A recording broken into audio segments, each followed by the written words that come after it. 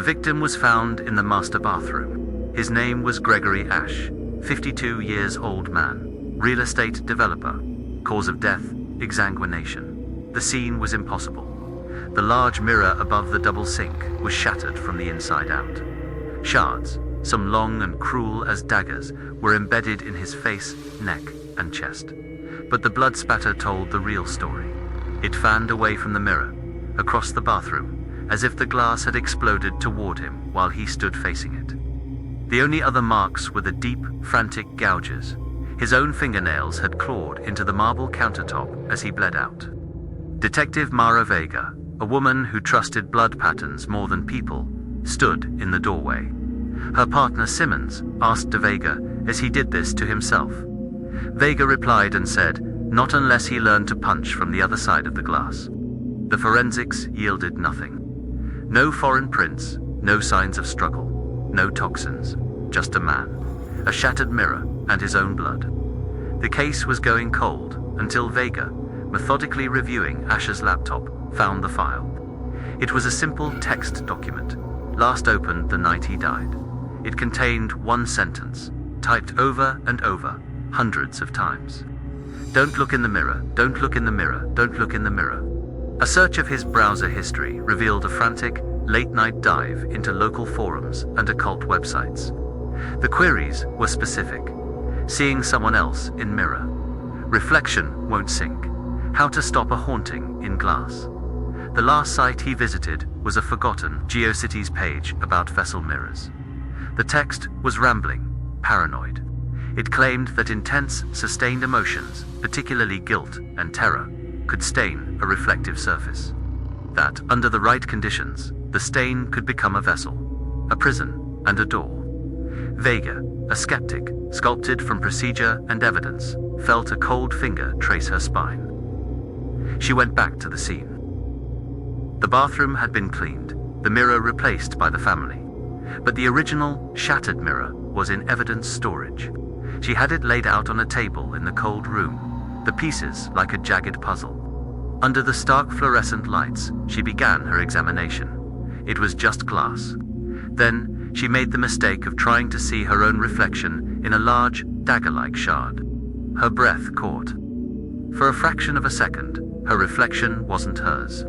It was a woman, pale with dark hollows for eyes, mouth open in a silent scream. Vega jerked back, her heart a jackhammer. She looked at the shard again. Just her own wide, frightened face. Adrenaline, she told herself, suggestion. That night, in her own bathroom, brushing her teeth, she froze. In the periphery of her mirror, just behind her left shoulder, she saw a pale shape. She spun. Nothing. She turned back to the mirror, slowly. Her reflection was perfect. But the toothpaste froth at the corner of her mouth was tinged pink. She touched her lip. It came away red with a bead of blood from a cut she didn't have. The connection was the house. Ash's last major project was the renewal of the old Grantham district. He'd bought up historic, decaying row houses, evicted the remaining tenants, and bulldozed them for luxury condos. One address kept appearing in his notes: 22 Grantham Lane, the last holdout. The file said the tenant, an elderly woman named Ilara Moss, died of a heart attack the day after receiving her final eviction notice. The property was cleared the following week. Vega went to the site. It was now a foundation hole filled with muddy water. The neighboring house, number 20, was still standing, boarded up. She found a way in through a rotten back door. The interior was dank, frozen in decay. In what was once the living room, she found it. A large, ornate mirror, left leaning against a wall, coated in dust but intact. The glass was wrong. It didn't reflect the room behind her.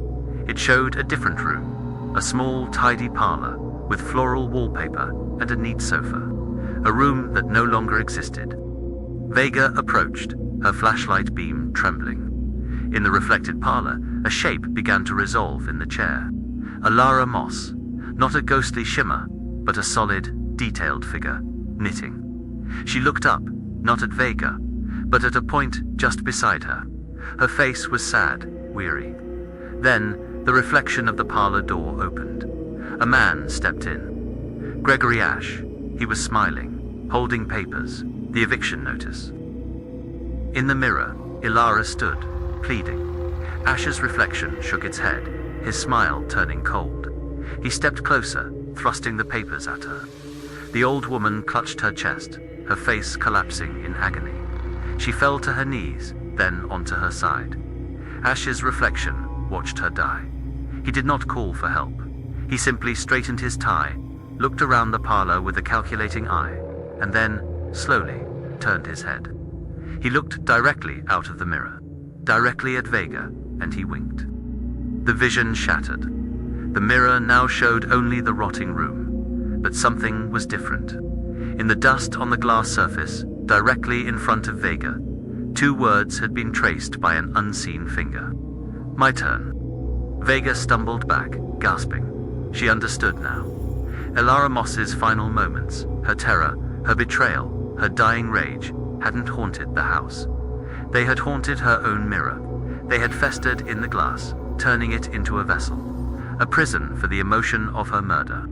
And when Ash, brimming with his own guilt and fear, had looked into a mirror in his own home, he hadn't seen a ghost.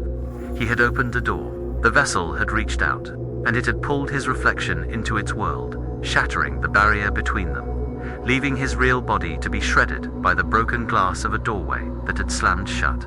The case was solved. A heart attack induced by cruelty.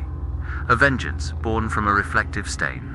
Vega filed the report on Ilara Moss's death as an unsolved natural causes. She closed the Gregory Ash file as death by misadventure. She has not looked in a mirror since. She covers them with sheets.